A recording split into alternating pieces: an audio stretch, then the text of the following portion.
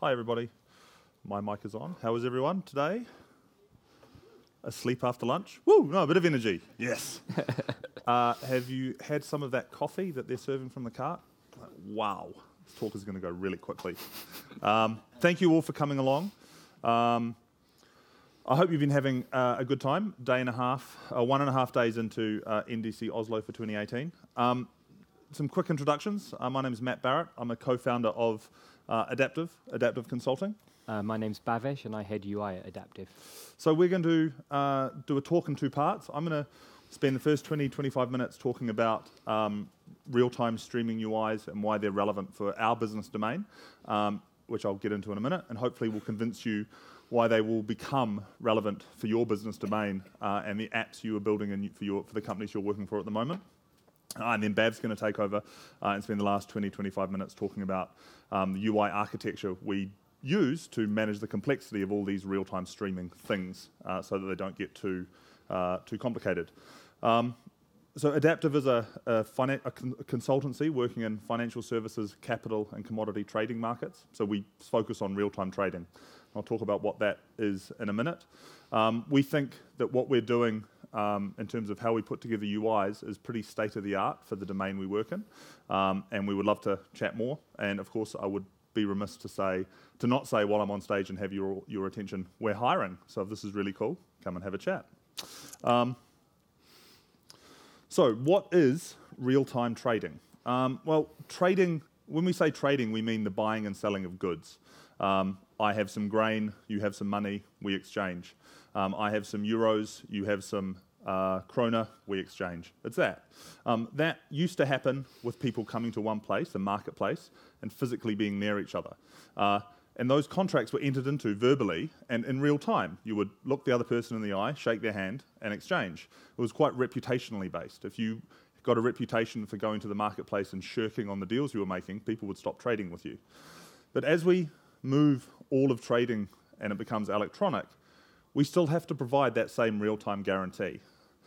Once you click a button and you buy and sell, and the contract is entered into based on whether you get a confirmation or a rejection, that's legally binding. This is quite different from most online e-commerce. This is very different from Amazon. You can go to Amazon, decide that you want to buy some new skis for the winter season, click buy on your favorite pair, and 2 days later they send you an email saying, "We're really sorry, we don't have those skis in stock anymore. Would you like to buy some others?" It's a very different thing that goes on when you trade for FX or equities, or when you go and stand in a marketplace and buy and sell and exchange right there and then. So when you need to provide those sorts of what we call real-time transactional guarantees, you take very different engineering approaches, and that's what we're going to talk about. But why a whole business? So this is Adaptive's belief. We believe that market forces and real-time trading technology are fundamentally changing the way business is conducted within financial services, capital, and commodity markets. That's what we do as a consultancy, but I think this is going to happen everywhere.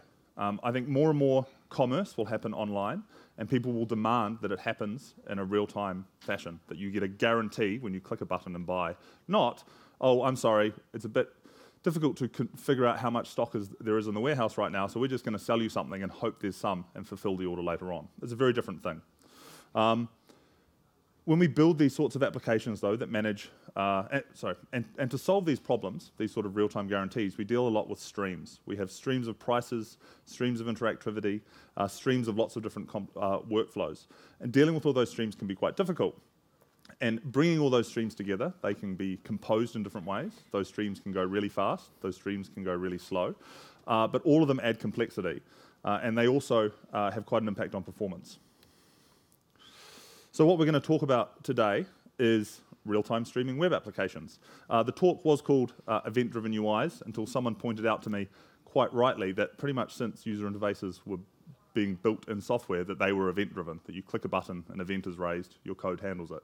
So what we really mean is UIs with lots and lots of data being streamed to them from the back end, and we've got a demo coming up in a minute. So we're going to talk through one of those. We're going to talk about, or Bav's going to talk about, embracing streams and coming to deal with the fact that once you see a stream and understand how to work with it really elegantly, you see streams all around you, and then managing the complexity of those in your application. We're also going to talk about the fact that when you have a stream of events, they have a temporal component. They have a frequency that varies over time, and that's something that's really interesting and important and needs to be dealt with explicitly. We're also going to talk about performance, and then we'll wrap up with some questions at the end.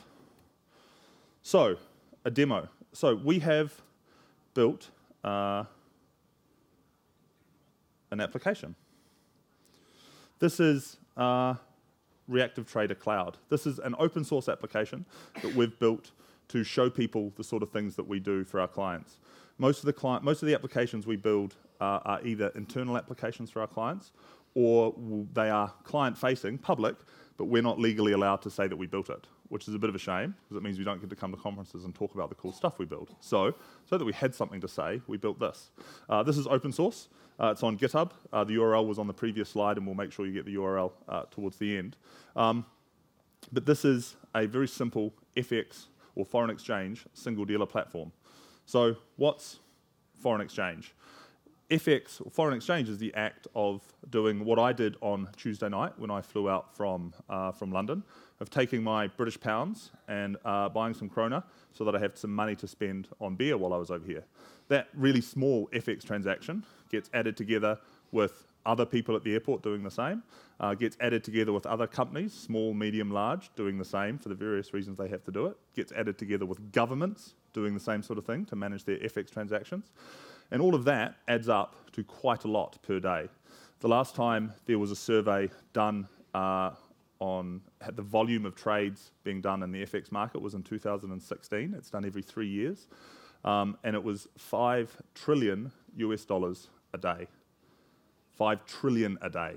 That's massive scale, no matter which way you cut it. I mean, Google and Facebook have huge scale. $5 trillion a day is also quite a bit of scale. So these FX SDPs, there's lots of them around. Market participants, big investment banks, smaller firms, big firms that have very complex cash flows, like, say, Apple, for example, have variants of this that they use to achieve different things. And they all look and sound, or they don't sound, they all look sort of similar.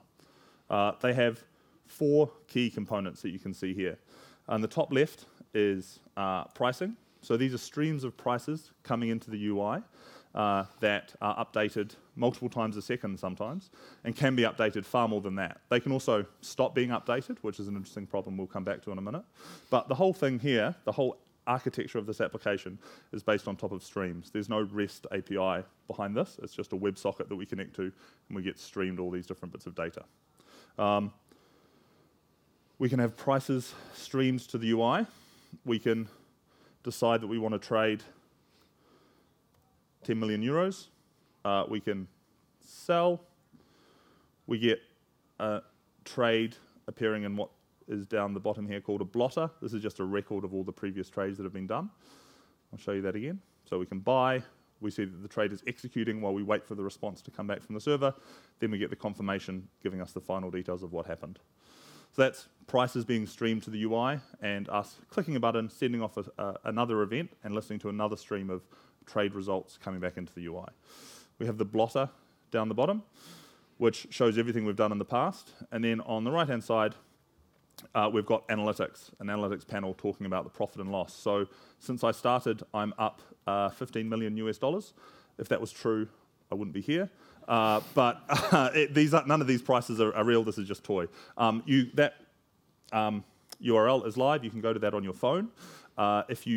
And it's all connected to the back end. So if you went to that on your phone and did a trade in the blotter, we would see the trades you're doing. So it's all connected to a single back end. None of this is happening just like within the browser or faked or anything like that.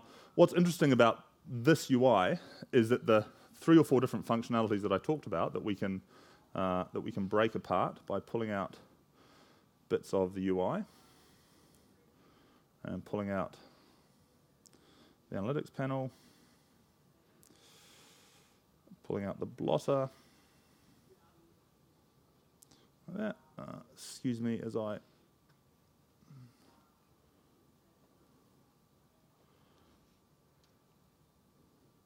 have all these different bits of the UI. These all map to different back-end services, microservices, which we'll come back and talk about in a minute.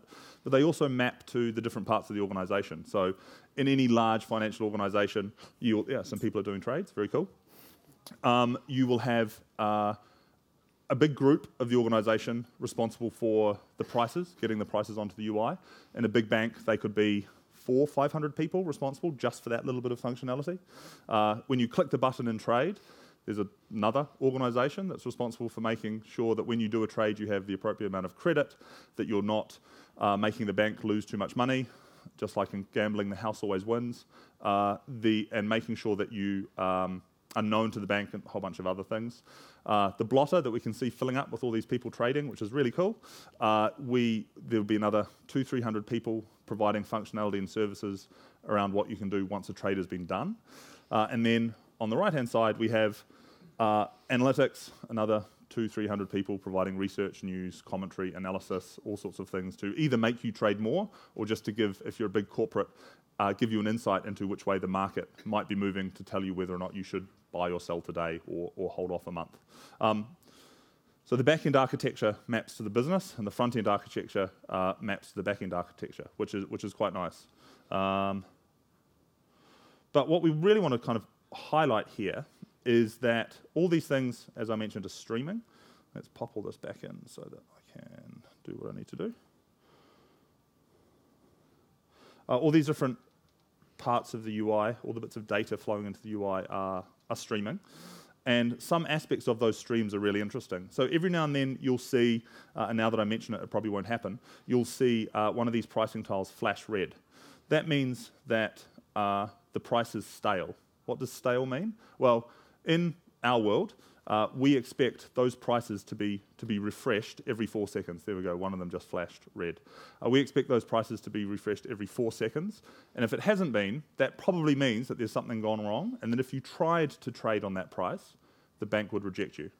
So instead of letting you do something that we think might fail, we stop you from trading. And then when the new price comes through, we pull down the red error and show you the right behavior. Now, if we... Is it GPP, JPY? Whoops. Do you remember what price it was? It's one of the Japanese. Euro, JPY, cool. So when we click a button and try to trade, it's pretty obvious that that is really important. Here we're doing 1 million. Let's see what happens if we do 50 million. When I click a button and try to buy or sell 50 million euros worth of anything, I really want the system to tell me what's going on with that. It's not okay for it just to time out and go silent, for me to have to refresh my browser. I would be very, very concerned, especially if the market's moving really quickly, people are yelling and screaming at me. If the system failed on me, I would probably stop using it the next day because I just was made so stressed and so unhappy. So that's part of the business domain, and how does that reflect on the technology that we build? Well, when we do a trade, we usually get really quick response from the server, which you can see when we do a trade on GBP, JPY. We get rejected straight away. But here, we break the SLA for how quickly, sorry about that, how quickly the trade should be done. We should get a response from the server in 4 seconds to tell us if the trade was accepted or if the trade was rejected. But we don't in this case. We get it, I think it's after 7 seconds. So the UI tells us we're executing, tells us it's taken too long to respond, and then we get the response, and we just go and tell the user that the trade is actually completed acceptably. Now, that's all events and streaming, and we're going to talk about how we manage all that complexity in the UI a little bit later on, but just think about how much bookkeeping you would need to do in normal procedural code written in JavaScript to keep track of all those timers, make sure that you didn't have any bugs, make sure that you could test it, that it was doing the right thing before you put it into production and found out that it was all going wrong. The other thing I wanted to highlight while I have you all here on the demo is this little thing down the bottom, which hopefully you can see. That is, what happens if I zoom? Oh, wow. That is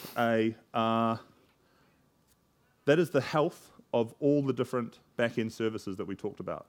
So there's a pricing instance, reference instance, blotter, execution, analytics. I just talked about what all those are, and we have one instance of those each running. If later on, when Bav is playing around with how we do resiliency and failure, you'll see those change. So we'll come back to this. But given that we've just showed you that, it's probably useful to show you the overall architecture. So here we see the high-level architecture of Reactive Trader Cloud. And I don't want to talk about this too much because we really want to focus on the UI and how we handle the complexity in the UI. But the overall architecture, and remember, this is all open source. This isn't for sale. This is free. You get to go home and play around with this, and we really would love you to and give us feedback. We have an HTML5 UI written in React Redux with RxJS, which we're about to talk about in a lot more detail.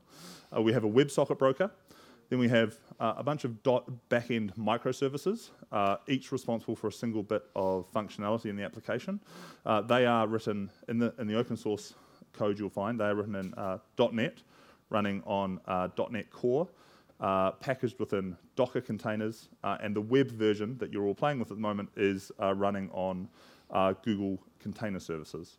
And for persistence, we have Event Store. So Event Store is a event-sourced style database, and it's an open source product. And the point to make here is that this whole architecture is reactive and streaming and event-driven end-to-end. We don't really put any of the data into a database and then poll to see if it's changed or anything like that. The whole thing just kind of streams all the way around. So that's what we do today, but it's not always been that easy, in inverted commas. Back in the early 2000s to late 2008, 2010 period, when we were building things with this sort of technology stack, it was really, really painful to do anything with streaming. And getting it working was your primary concern. You didn't worry too much about whether it was elegant or whether it was maintainable or whether it looked good. You just wanted it to work, because this was really enabling participants in the market to trade with their customers electronically, something which they hadn't been able to do up until about the mid to late 90s. It was a really, really new, novel part of their business. This sort of technology charts the rise of internet e-commerce overall. You had a separation typically between the streaming parts of your application and the non-streaming parts of your application, and that separation made the architectures really brittle with very strange failure modes where different bits would come up and go down. It would be really hard to understand what was going on. Once people got sick of battling HTML to do something it really wasn't meant to at that period of time, the rich internet application era started. So I'm sure people remember Silverlight. I hope it rests well, and Adobe Flex as well. Any Silverlight and Flex developers in here? I used to do a bit of Silverlight back in the day. Here we go. Those were some good times. At the same time that these technologies came out, the way we built applications changed as well. It went from being just getting it working, because the technology was a bit crap, to trying to make the experiences far more user experience led, make them look good, make them functional, make them easy for the users to understand.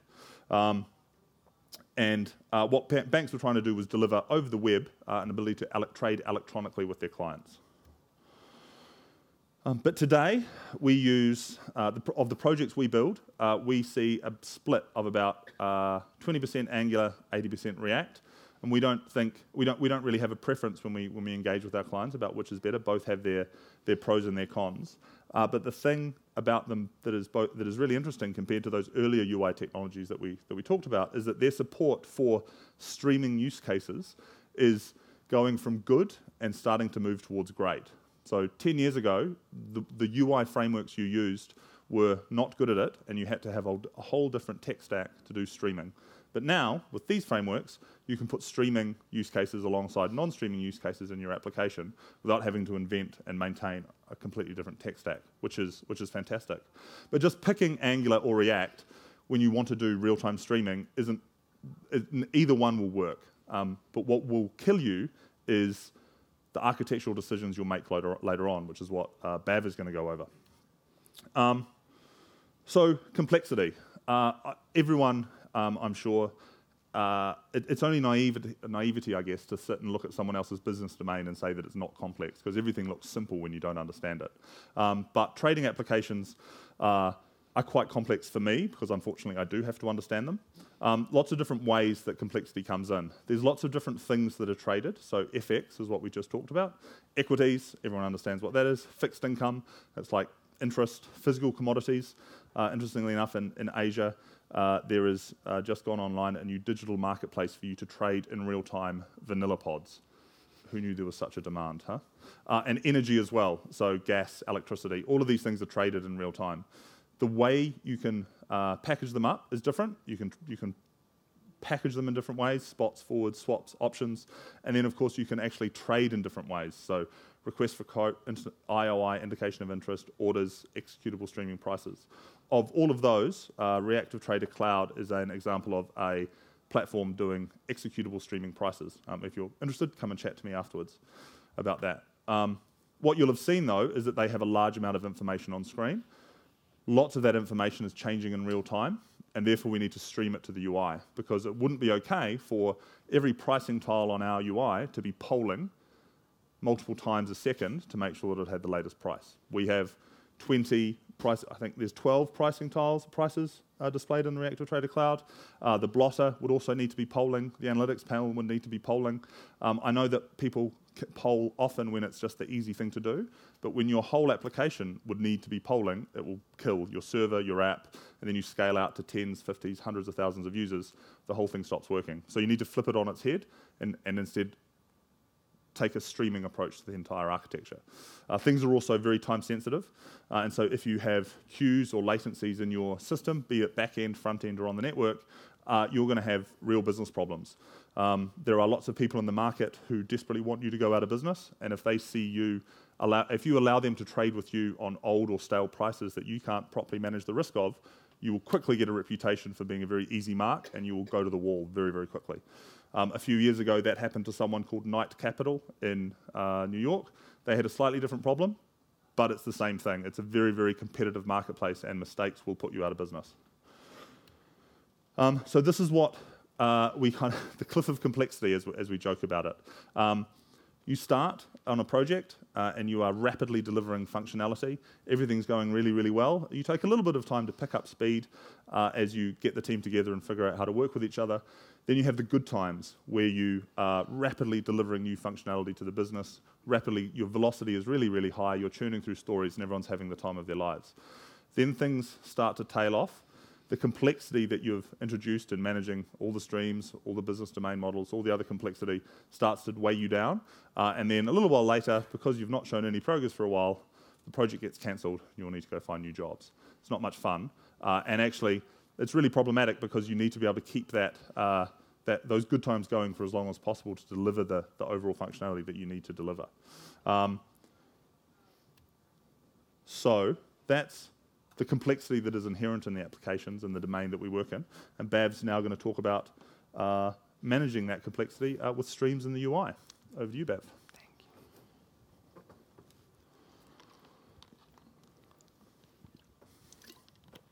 Good idea. Okay, so I'm going to actually talk about how we build these things on the UI. Once I can find my mouse cursor. There we go.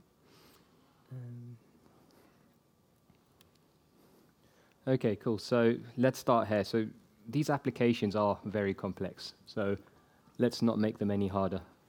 Trying to avoid to use traditional client-side MVC architectures. That's a broad brush, because I know there's lots of forms of MVC, but anything where your state is spread across multiple locations in your app and where you have a two-way data flow, it can make it really hard to reason about your application and see the cause and effect of certain actions and events. So let's just use something simple for state management. So Redux will do. I like Redux for my state management. You have all of your state in one place. Data flows in one direction. There's only one way to update the state, and it's very well known. I think if you've been doing any sorts of UI development, either in Angular or React, you will come across a Flux or a Redux type pattern. The thing I like about this most is its simple programming model. And if we have a complex domain, it's good to have a simple programming model. So I'm not going to drill too much into Redux, but I just want to start with my mental model of how I build applications using it. And then we'll get into the more fun stuff. So I start with a template, a view. I will knock it up in my Angular templating language or my React templating language. Then I'll start thinking about the store, the state. So I start thinking, okay, well, I'm showing some prices. I'll put that in a dictionary.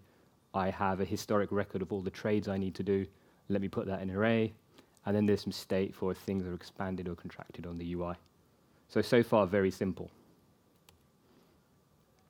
I then start thinking about ways in which I can change the state of my application, and I create some well-defined actions.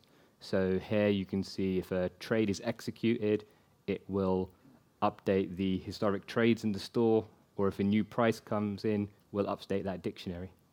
And this is really simple, and it's a nice closed loop. And I think UI development has kind of moved towards this model in general.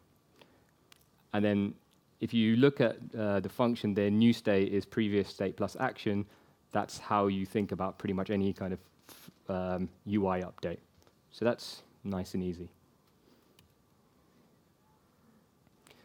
At some point, though, you have to actually go out to the network. You have to do something that is asynchronous. And at that point, that's where we start talking about this concept of middleware. And middleware is where you take an action, do something asynchronously, go to the network, and some other actions happen as a result. So a very simple example would be this. You execute a trade, it goes out to the network, and it can either pass or fail, and then it will give you another action back. And that's really simple. And if your applications are simple, you can just write this with a function or a promise or async awaits. You don't need anything more complex than that. For us, though, it's a bit more complicated. When we will send an action to our middleware, something like subscribe to prices, and we will get a stream of updates coming back. And then you multiply this out by how many streams there are in the application, and then you have to manage, merge, and manipulate all these streams. So our middleware is actually very advanced compared to some of the other apps out there. So we use RxJS to manage streams. We find that's the best way to do it. And I'm going to show you a few practical use cases of how we do that. But the guys over at Netflix, who also deal with a lot of streams, made something called Redux Observable. So this lets us use RxJS to write our middleware. RxJS is a library that helps us deal with streams. It helps us compose them and create, and it's well suited to the financial domain. Cool. So this is a diagram I'm going to keep coming back to, but this is how we manage the complexity in the application. We keep the Redux part of the application as slim and as simple as possible. We don't make complicated reducers. We don't make complicated actions. We just keep that part simple. And then if you have junior developers, they can work on that part for a little while, and it's easy to reason about. And then what we do is we create this other part, which is what I like to call our stream management layer. And this is where we do all the more difficult stuff. And I'm going to show you a couple of things we do in this layer.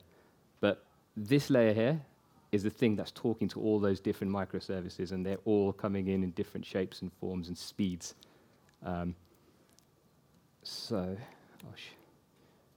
Okay, so this is something very basic we might do in that layer. We go and get some reference data when the application starts up.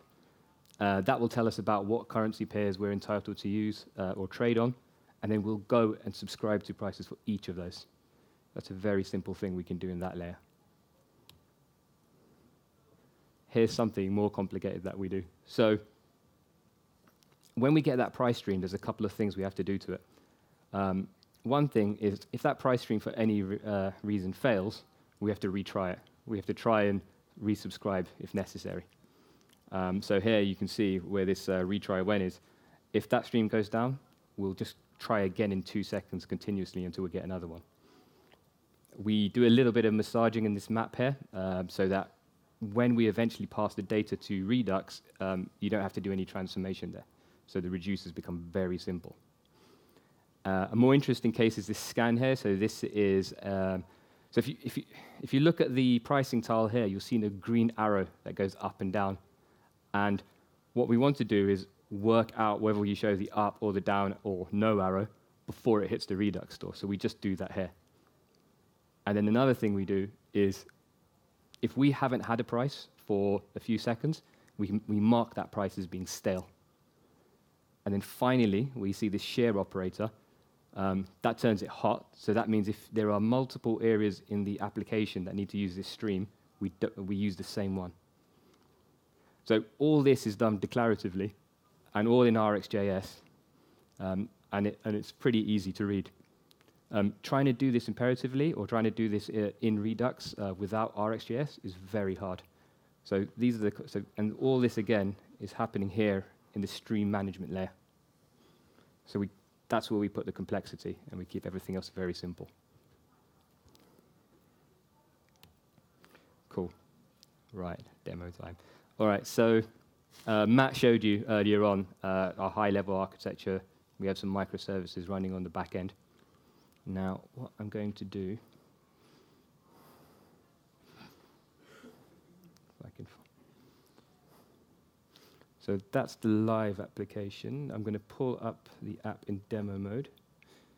So this is running locally on my machine. I have Docker and all the different instances running here. And now what I'm going to do is, so now I'm going to, all the services are down right now, and I'm just going to bring them all up. So hopefully, if the demo gods are with us, it should start to come alive. Yeah, okay, coming. There you go. Okay, cool. Apart from my analytics service, that doesn't seem to be agreeing with me. Let me just kill a...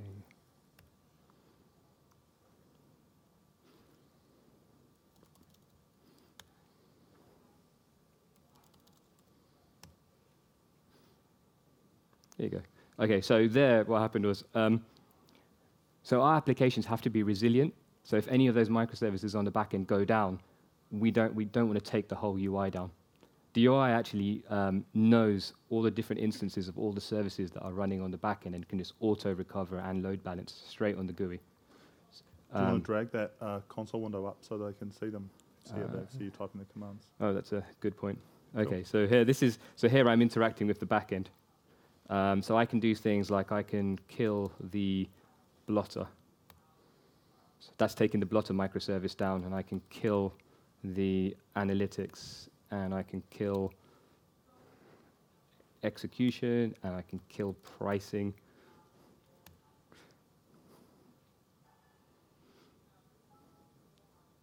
So I can just start taking parts of the application out, and then...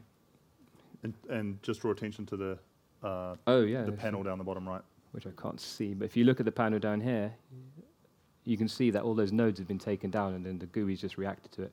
The important part is that only parts of the application get shut down and not the whole thing. So let me pull that. Oh, that's the wrong terminal. Get my mouse. Okay, and then let me bring it up again.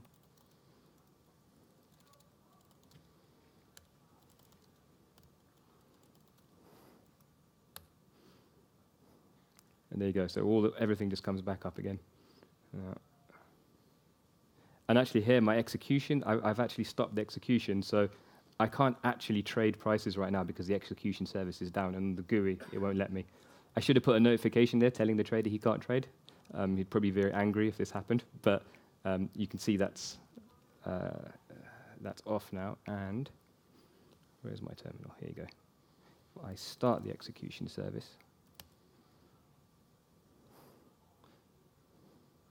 My trading's now back online, so I can start trading. Okay, so, and again, all of this is done in that same layer. It's all done in that kind of RX layer, and Redux doesn't need to know about any of this sort of stuff. So we have highly resilient UIs. And the way it does that is this. So when the application starts up, we subscribe to a known channel, which is the status stream, and that just heartbeats each microservice. So it tells us what's up and what's down. If we then, so you can see the different colors here represent the different services. We then split that stream, and we start waiting for a scenario where we haven't heard from one of those streams for a few seconds. And then if we haven't heard from it, we error the stream, and that's what you see in the UI over there. If there are multiple nodes up, it will just retry another stream. So this thing is like on all the time, and it's pretty solid. And again, we do that in the RX layer. That's just like a small example of the complexity we have there. Actually, we have more streams. We have streams of streams of streams, and it gets quite complicated. But if you anticipate the complexity early and you bound it into that layer and where it's nice and testable, you can scale these applications up quite well. All right. So that's one form of problem. So that's to do with high-order streams and creating streams of streams. The other thing we come across in financial services is the concept of backpressure. Now, backpressure is where we have a high-speed producer. So maybe the server is just sending updates to us way too fast. And we have a slow consumer. So this can be in two forms. This can be literally the speed at which I, as the user, can process the number of data ticks. I can't process like 100 a second. It's not very useful. Or it can be in terms of performance, like the browser actually can't render the data moving that fast. So we have to slow it down sometimes. If possible, we try and slow it down in the server, though. There's two forms. There's lossy, where it's okay to lose a value along the way, and there's lossless, where you have to actually process every single update. So an example of lossy backpressure is where we do things like throttling and sampling. So for those price tiles, it's actually okay to miss a price. Like if you're sending lots and lots of prices down, we just sample them. So in a given time window, we just take the last one. It's different to throttling, but subtly so. Throttling will take the first one in the window. Sampling will take the last. The only reason I put that up there is to show you that when you're using RX, you've got to be careful about the subtlety of the different operators. So that's how that one's done. Oh, the most important thing here is that you have to have predictable latency. If it's okay to lose the prices, but as long as you know that it's going to be no older than a certain amount of time. What you really don't want is like a unpredictable latency. Try and process everything, but everything's going too slow, so you're actually getting old prices. You don't want to do stuff like that. Then there's lossless backpressure. So that's where you have something like the trade blotter, and the pattern we have then, a lot of people use this in their applications. You do an initial state of the world, you get a large data set down, there's going to be thousands of rows. Then incrementally, the server is going to send you deltas, row updated, row removed, etc. And what you have to be careful about is you have to process every single one of these ticks, because otherwise the data is wrong. But that could kill your browser if it's trying to redraw the grid every single time one of these ticks is coming down. In that case, we use buffering. So there's different forms of buffering. You can buffer with time, you can buffer with count, you can buffer with time and count. And there are more elaborate ways as well. But the general pattern here is you just take a bunch of updates, you batch them up, and then you can process them either at a later point, or if you've got some sort of complex sorting, filtering, and pivoting in your grid, you can kick that off to something like a web worker, so it doesn't hurt the main thread and things stay performant. That's another method we use. So we use RxJS to do all of this. Some advice I could give from writing a lot of this is use TypeScript. Trying to do Rx without TypeScript is very difficult, and if you come back to your code 6 months later, even harder. Rx has a high learning curve. So you have to make sure you're willing to upskill yourself and your team to actually use it, and subtleties in the operators can actually cause havoc, so you have to be a little bit careful there. So don't use it unless your middleware is actually quite complicated. Rx is great because even on the server side, you're seeing more of it nowadays, server and client, so you can talk the same language as your back-end developers and your front-end developers.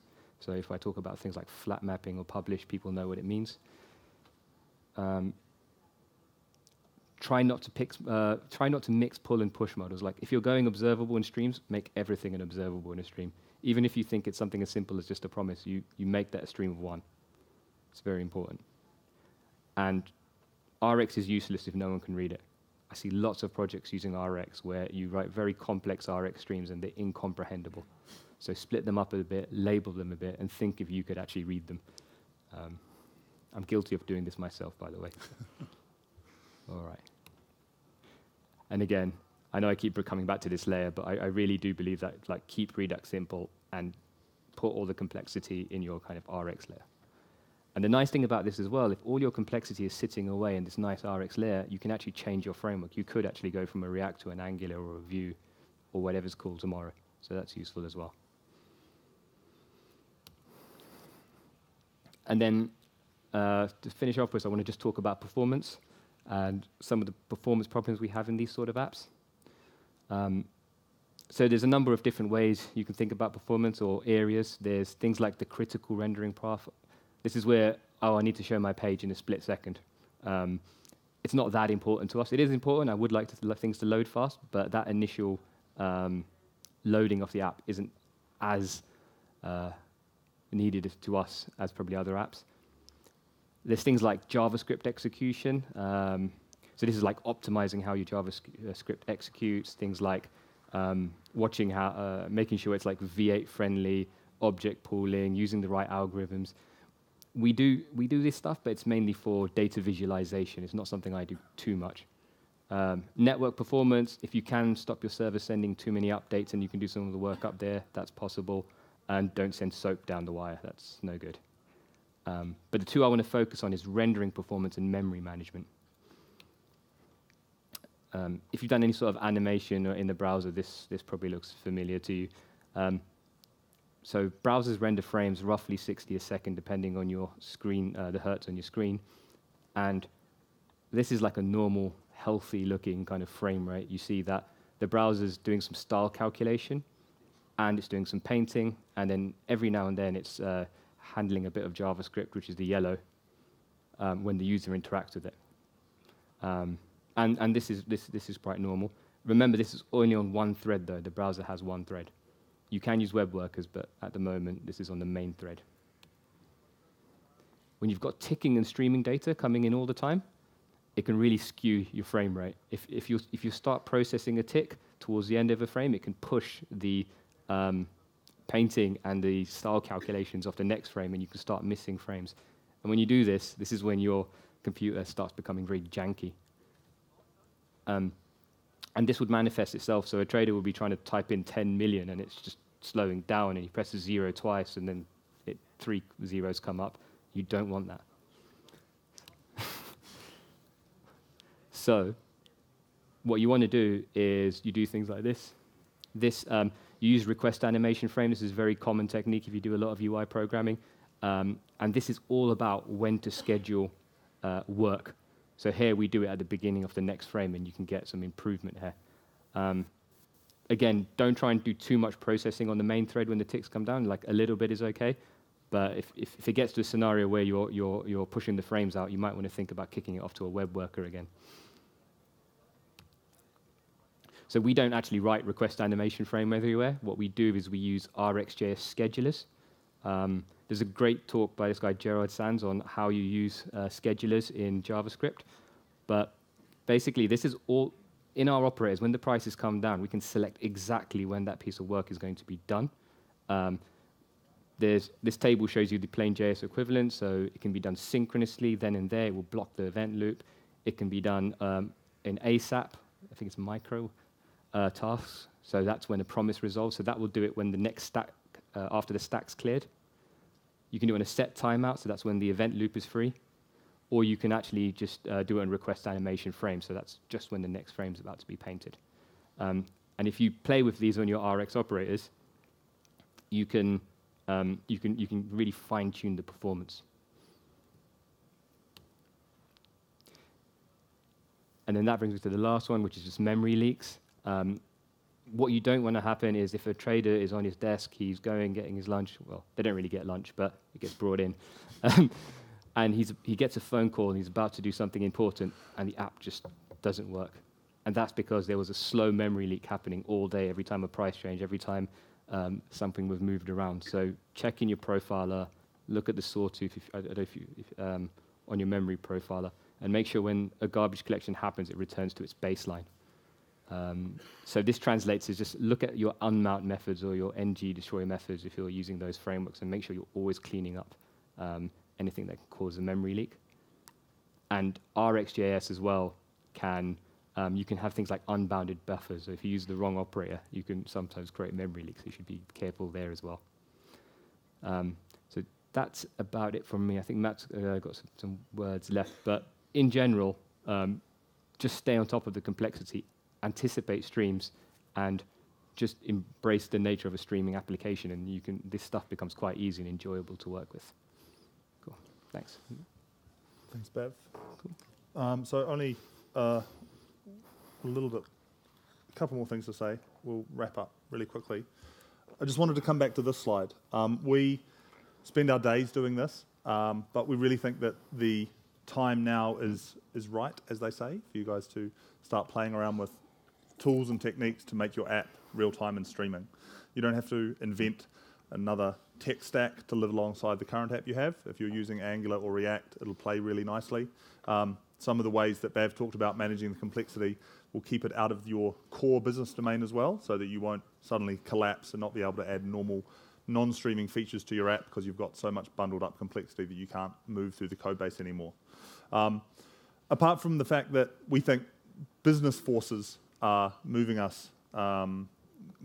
part of the world this way, we think that it's really going to make for better user experiences as well. So putting aside the fact that businesses want to trade this way and people want to trade this way, just engaging with an application that is as responsive and as reactive as what we showed you here is really, really enjoyable.